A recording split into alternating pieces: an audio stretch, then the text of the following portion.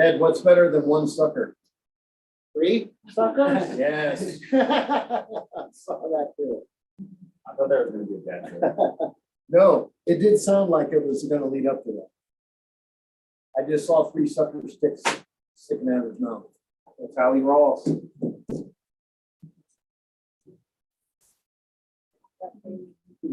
John, how are you? Good. How are you? Good. Another fun day, huh? Hungry, yeah. Beautiful fall day. Beautiful weather. Oh. It's just gorgeous. I can see the colors of stuff. And I think people are starting to go up into the high. Oh, yeah, they are. This last weekend. Yeah, so at the transfer station Saturday morning, got up to was up 65, got up to C70, parking lot on 70 and 40. Got back in the freeway, took off over that. Yeah.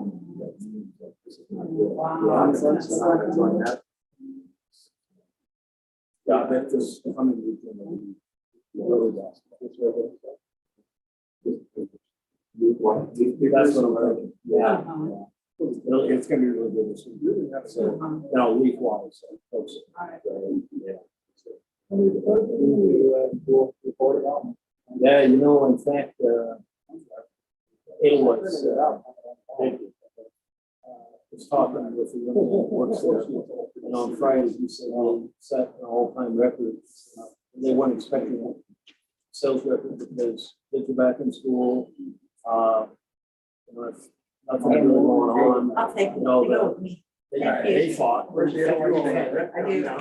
Yeah, and that's kind of one of the smaller, you know, shops, and they literally sold out of everything. They just slammed all day. Wow. Yeah. So it's Friday? Wow. Yeah, we're- Oh, I'm sorry. I took that back to the Saturday. Oh, okay.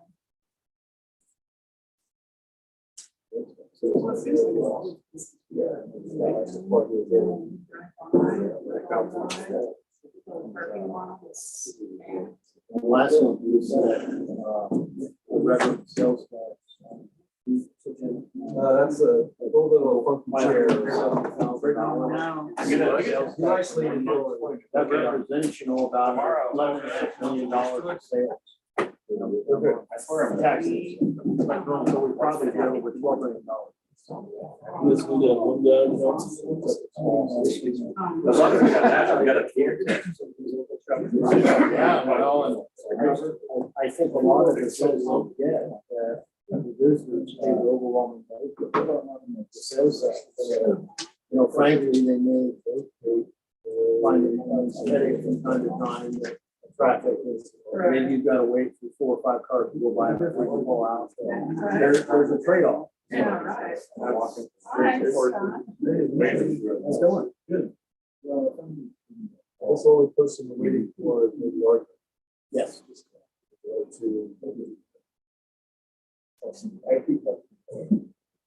only thing is.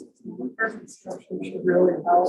Oh, I know some of mine, even looking at Robert's brothers, bigger ones. You know, oh my God, I feel like over there on this side, you know, along Idaho Street, opposite cars are going by, people are sitting on parking spaces. Parking strip. Oh,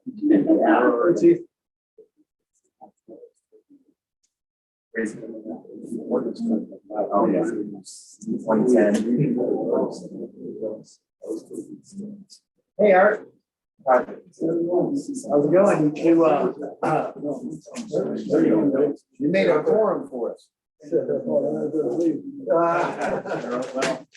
a quorum plus one. Jimmy won't be here, and neither will Keith. Are we ready? Yes, sir. All right. Hey, it's 5:32. I'd like to welcome everybody to the September 25th, 2023 Idaho Springs City Work Session. And we have 3 things on the agenda. And we will kick it off with Robert's Brothers building update. And I'm delighted that you're here with us today. And there was a lot of information in the packet on this too. The drawings. Yeah, very detailed.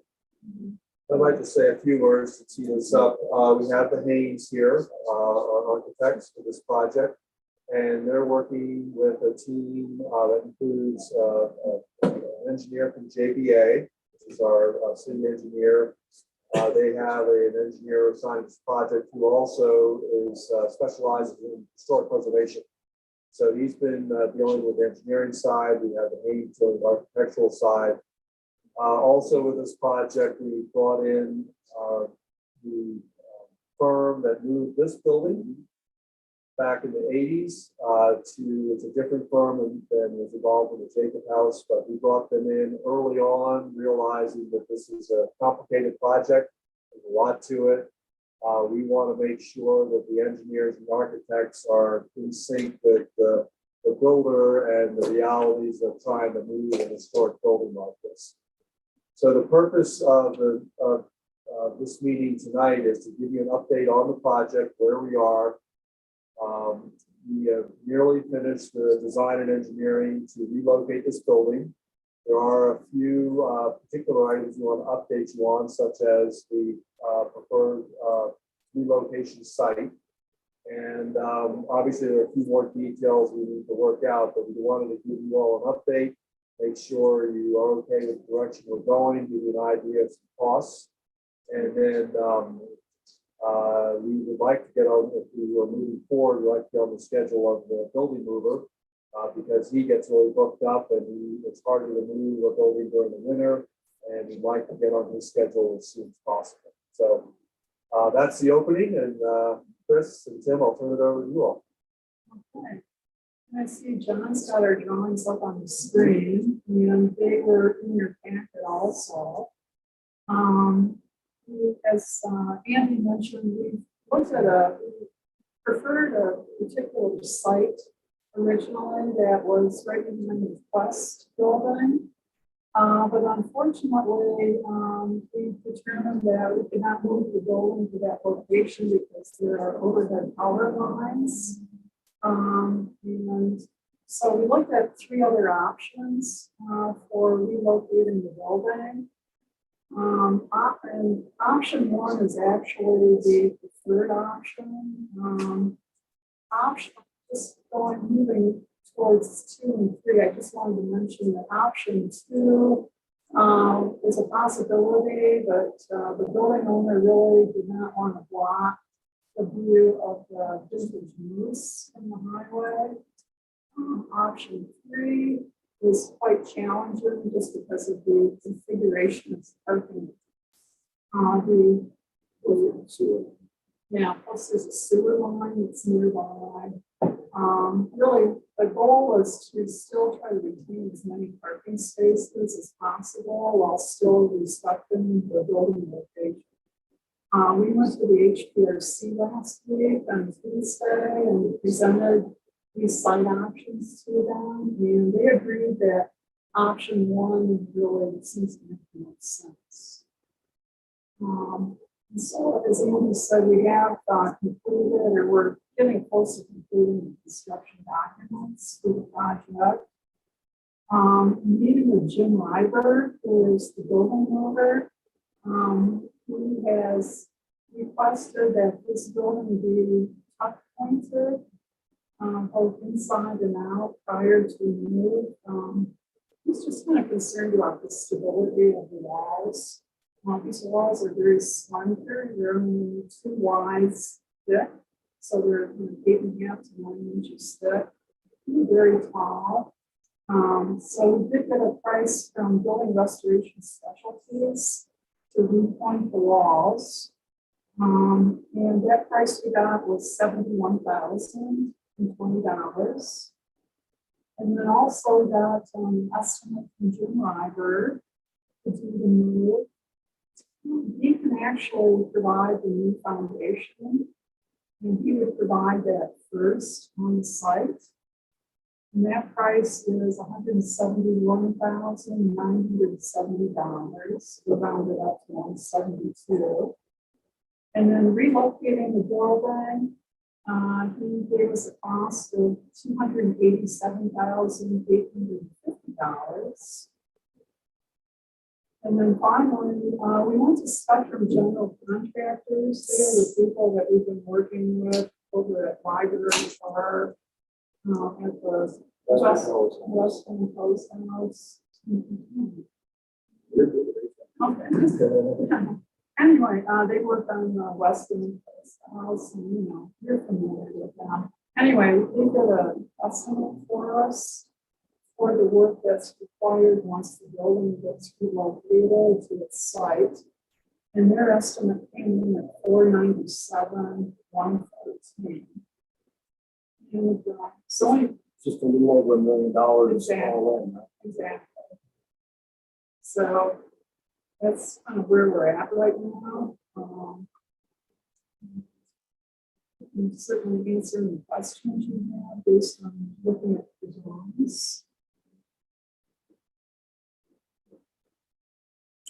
Council, questions? So the top 20 would happen after the meeting or before? So if the meeting was successful. We had multiple meetings with Jim Roger, and he's pretty confident, he's going to be able to meet that building. I mean, there will be masonry work that needs to be done after the building is moved. There's going to be, probably new cracks that develop.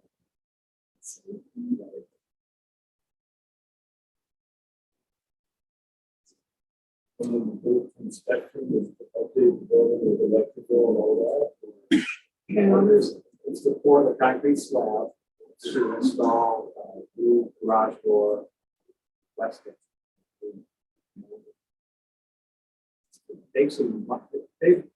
They provide the price of using modifications to the existing door at the east end, which is concrete probably ground up to design. So we haven't really discussed it.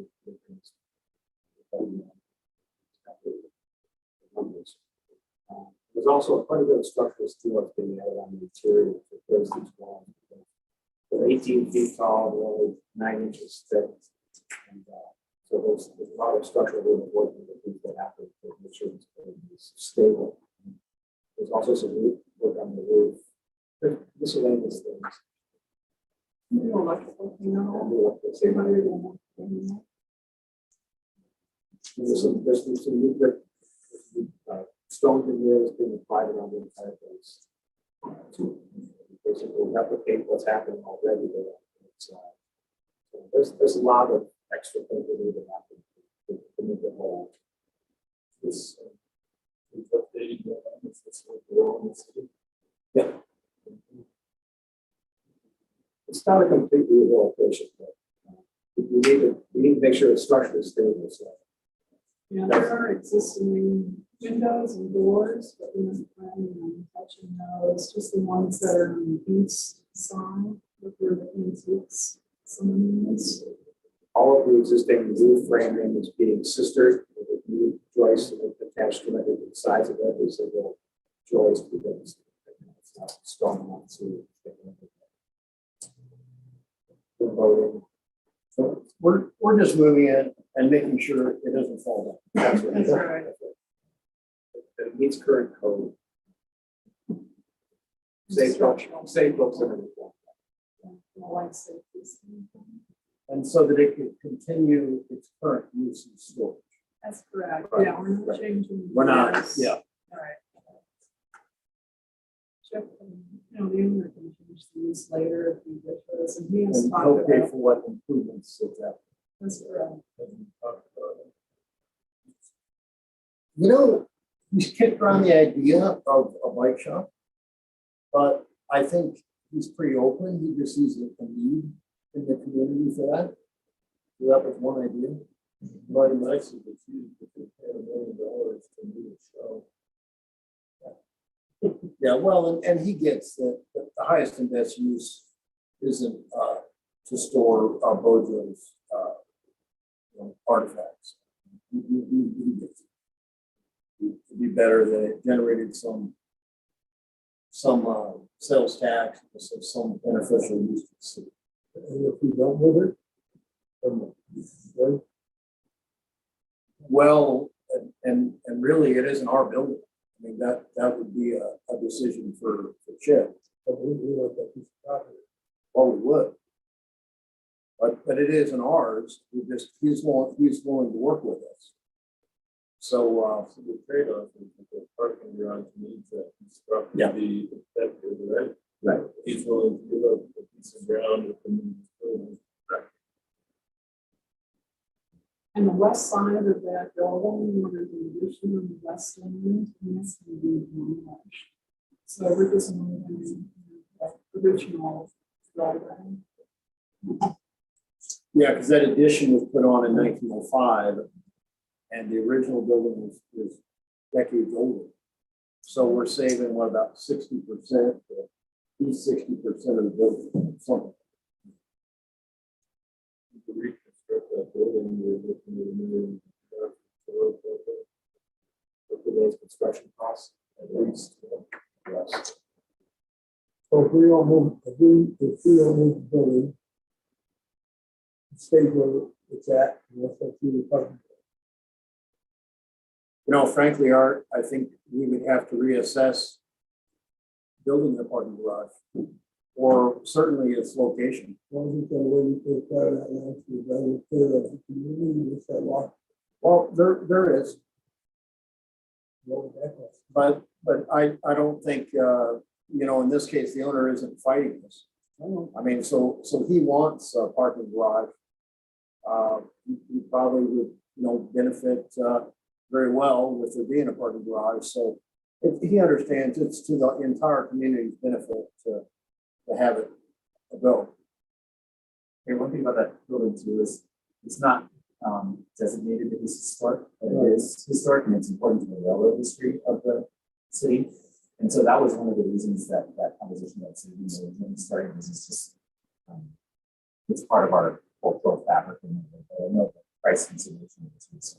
What are we gonna do $1 million?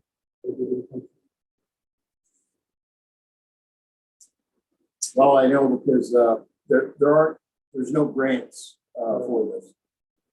So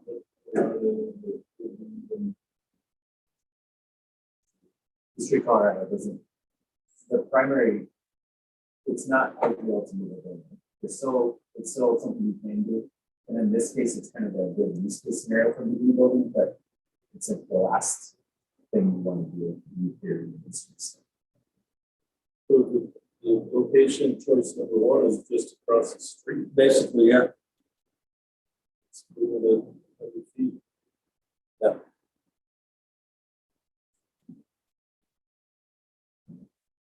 Oh, maybe a tornado comes through. It's a lot of money, though. Yeah, it is. Chip had even considered tearing the building down, which it's a very historic building. See that. And I think a lot in the community would be up in arms if we lost it. So it is. It's a bunch of dough, and all we're literally doing is moving it across the street. Did you say it had some railroad history? Well, the railroad line, ran right by it. If we do move it, we could still potentially locally designate it, and that would give them more money to finish restoration after we've done whatever we're willing to do. It's just to think that the moving it part, we probably, maybe, Chris, do you think we could get a grant to help with the tuck pointing, like say like an emergency stabilization grant maybe or something? Since we're moving the building, between now and its original contracts, I don't know that the state historical fund would be willing to pay for that. I kind of doubt it, but it doesn't hurt to have a conversation, but I don't think so. The question is where the money comes from, most of it. Some of it could come from our parking lot, of course, saving that up for Park construction, we've been successful with grants so far, but you don't like to take that for granted. You don't know the construction costs where we'll be with that. So, Chris, would you touch on some of the other options we looked at over the whole course of this project? We've been at this for probably over a year or more. I mean, we've talked about the possibility of saving some exterior walls of that building, integrating it into the parking structure. We've talked about rebuilding one or two of those walls and saving certain aspects of it. I think we've also talked about, you probably have a term for it, but you take a picture of it and you put that on the building. Am I saying that right? What do you call that? So I mean, there are other options. Obviously, we after considering all the options, we default into this is probably the most. This would be the best option for preserving the building, some of the history, maybe a future use of that building by the owner, you know, and we're trying to save historic buildings here as much as we can in town. Council did a recent ordinance even to that effect. But can you just touch on maybe some other things that are done in historic preservation, just so council's aware of this? I think you mentioned, about retaining the building, at least the two exterior sides, the north and east side, and incorporating them into the parking structure. And then we did talk about maybe not actually tearing the building down. It's hard for me to say, but like maybe doing a scrim or something. The scrim, okay.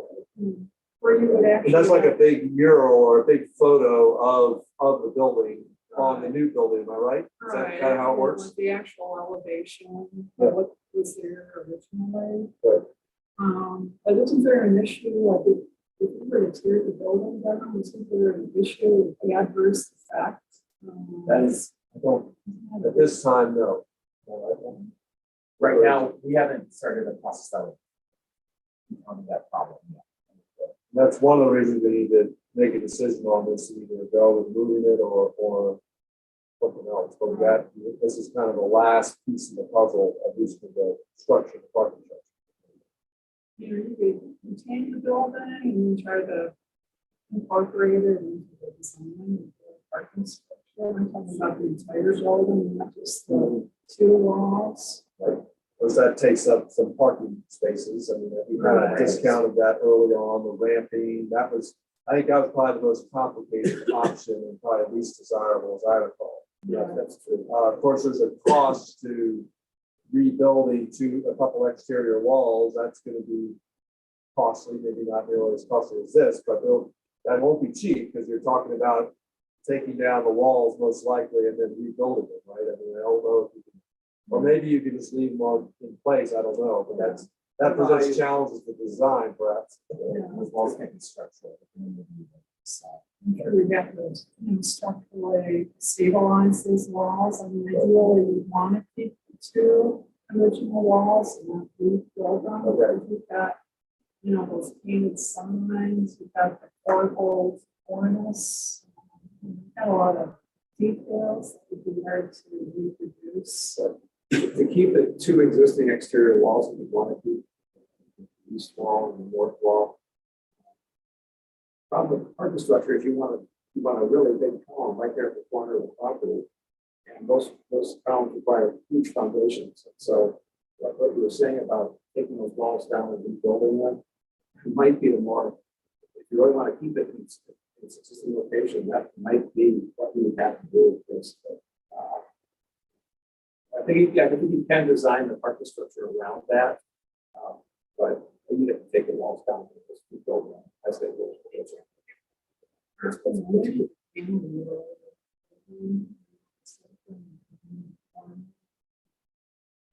about 22 feet. Yeah, it's possible. Anything's possible. That's kind of funny. I just Yeah. wanted council to be aware that we looked at different, early on in this project, we looked at different options. And again, we proceeded with two locations because that's probably the most desirable. Obviously, there's a cost to that. So When you say the railroad, did they have any function, the building with the railroad? It's got a big loading door on the north side. It's a warehouse. The railroad stopped there. Like the Roberts Brothers grocery store was where the Loop clothing store is right now. Right. And they used that as a warehouse and stored food there, wood, hay, stuff like that. And then Chris had said, like I think a little bit earlier, 1880s or 90s, there was like a stable right on the lower elevation. And that was My point being, which railroad was it? Colorado and Southern. There's some business, right? I don't think so. They may be in something else though. I'm just thinking maybe they would be a railroad. I'm just, because there's history is priceless. You know, from, I don't know what it's still there. I thought maybe I don't know. And Art, I asked your question many times about where does that $1 million come from? Because I know that, in the case of moving the building, I looked into this 20 years ago with Mill City House in Dumont. And yeah, I mean, I knew that there's no money coming from moving a historic building off its historic location. So I just want you to know, I asked the same thing. It's a lot of dough. Yeah. And I know the city would have to shoulder the whole burden.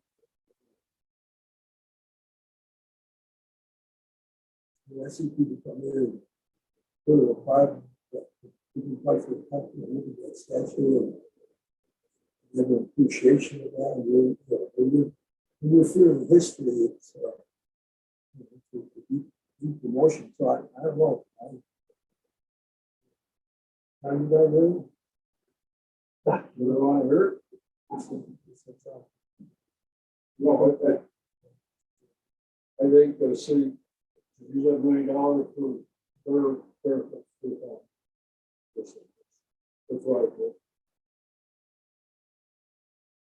Looking at the big picture, I want to mention one other thing to council, and that is, as you know, we've also been working with another property owner about the possibility of relocating the train station, the original train station, which is along the same line near the come and go, today's come and go, from 103, it's a couple miles south of 103, moving that back to close to its original location, it would be the focal point of the transit center.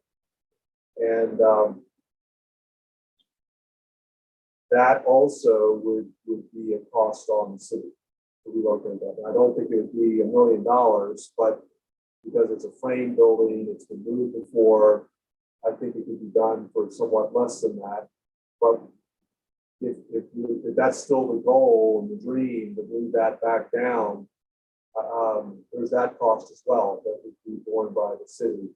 And I mentioned that just because this is hard discussion, but I mean, if money wasn't an object, we'd sit, we do it all. But I know we're trying to always set priorities. And is that a higher priority to put our effort into trying to relocate the train station if we only have a limited amount of resources? I don't know, and maybe I don't know if you all have any thought on that. If you had to weigh in on preserving one of those buildings or the other, if you have any thought, I'm kind of putting you on the spot there. I apologize, but you know the city well. You've done a lot of work for the city, and resources aren't unlimited. I mean, we spent $120,000 on restoring the West End Hose House. I think there's money well spent. The community appreciation of that project has been tremendous. I mean, it's just so visible and it just pops, and that building is not going to fall down. Pretty Right. close. So I just throw that out. It was hard losing the Jacob House, and that's probably not as valuable or as historically significant as this building. But that was a hard choice we had to make. That wasn't the city's decision to make, but we knew that if we got involved, it would end up costing us money to help that owner try to get that building moved and saved. And we made a hard decision that we just couldn't go there. And really up to the property owner or the building owner to tear that down in the end. So I mean, we came back to the city and we ended up tearing it down, but the property owner just said, you know, I've reached the point where I can't do any more. I just can't put any more into it. And I think we all related to that as hard as it was. And now we're kind of faced with another difficult decision.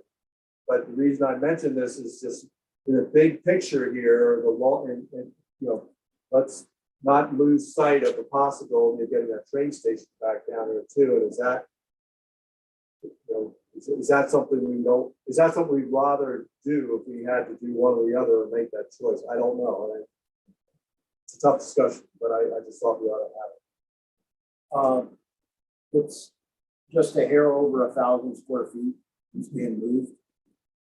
To remove the building. As I said, there's approximately 40% on the west side. That's an addition that we knew we weren't going to move.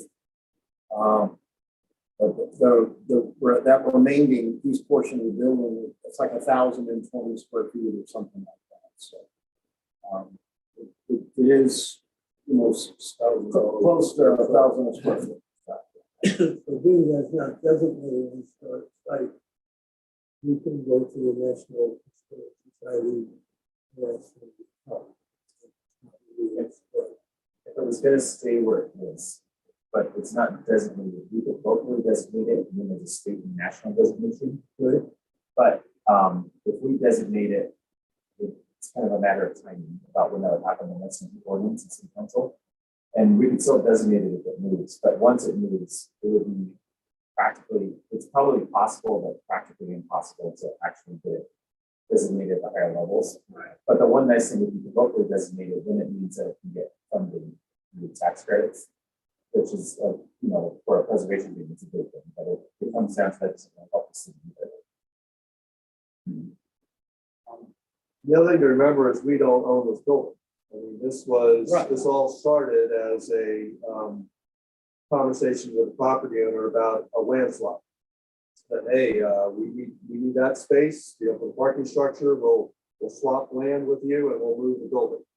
Sounded simple enough early on, conceptually, but obviously anytime you're dealing with old buildings, it turned into more. So one of the things we'll have to get back to the property owner and have a discussion about whatever direction we get from council this evening, but about how he'd like to proceed as well. It's really not ultimately our decision. And you know, also, there's a timing aspect. I would suggest literally, since we started this discussion, these construction and reconstruction kind of prices have like doubled on itself. Unbelievable.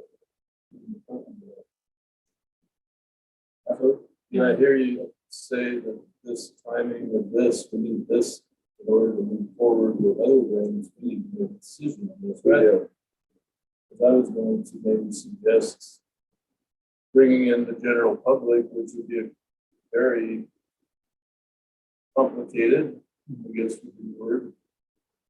Get their opinion, have a meeting and see what their feelings are on an old building, but the difficulty of moving an old brick structure is incredibly difficult and costly. So if he shows his arms up and says, you know what, again, look, I'm just gonna stay there. And we have another topic.